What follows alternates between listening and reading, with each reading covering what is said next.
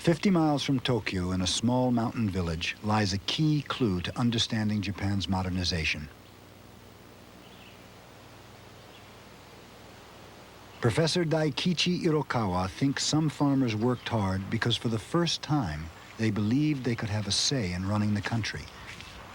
Irokawa's proof is an old village storehouse stuffed with the dreams of the new middle class.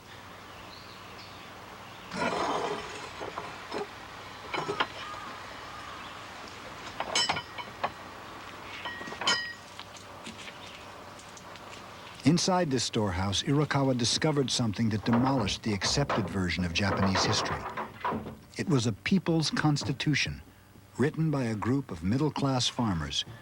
It proved for the first time that modern Japan was not invented by a few samurai. In early Meiji, people all over Japan were thinking about how to build a new nation. This attic was covered with about 200 books, from this shelf to this shelf. Books you wouldn't expect to find in a 19th century Japanese farmhouse. Rousseau's The Social Contract, and books by Spencer, Locke, and John Stuart Mill. Of course, there were Chinese and Japanese books as well. Up here on this shelf, I found the Constitution, wrapped up in a Japanese handkerchief. Nobody had imagined anything like this existed. And who wrote this draft? About 30 young men of the village. They were farmers, mostly in their 20s and 30s, and there was not a single samurai among them. 150 articles were devoted to civil rights, and the power of sovereignty was vested in the people, not the monarch.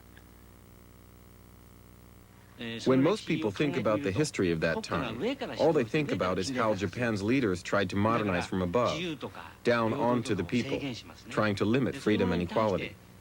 But in response to that, the documents I found in that warehouse showed that the Japanese people were trying to modernize from the bottom up, trying to work towards greater democracy and greater freedom.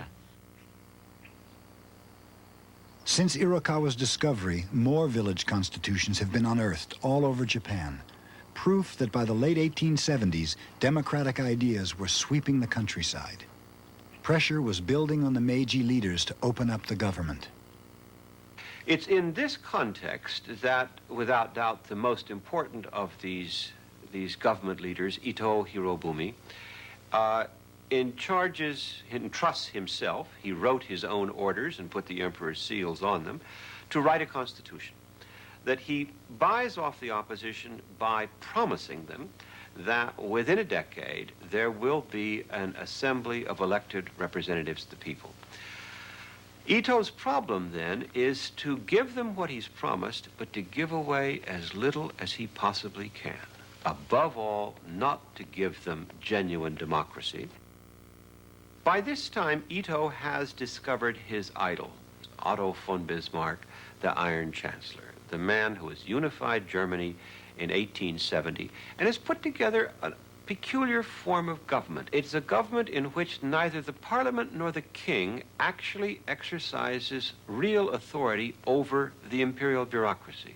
The bureaucracy basically does what it wants to do, and it does so in the name of national welfare, of strengthening the state. Ito took the Prussian Constitution and adapted it to the Japanese political stage.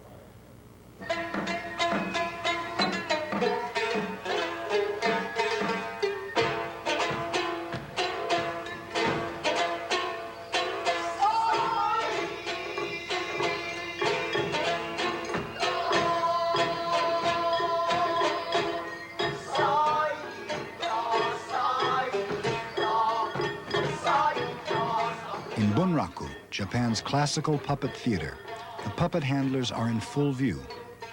But dressed in black, they seem to fade away behind the colorful puppets. In the same way, Ito and the oligarchs seem to disappear behind the gaudy symbols of a new parliament and constitution.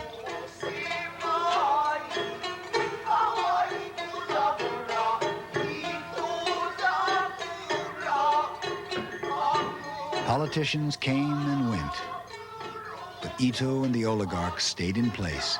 discreet, but at center stage, guiding the action. Perhaps the key element in this is the position of the emperor.